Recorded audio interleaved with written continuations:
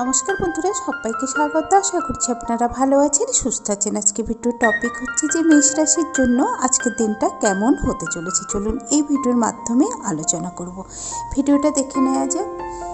মেষ রাশিতে জাতক জাতিকার মধ্যে দিনটা মোটামুটি ভালো যাবে, তবে এই সপ্তাহটা একটু চোখের সমস্যা হতে পারে, কারণ চোখ রিলেটেড কোনো সমস্যা এই সপ্তাহটা একটু ভোগান্তি হতে পারে। তার সাথে কাজের চাপ বাড়তে পারে। দাম্পত্য জীবন সুখের হবে এবং নতুন চাকরির যোগ আসতে পারে এই সপ্তাহে, এবং চাকরিতেও একটা উন্নতি হতে পারে।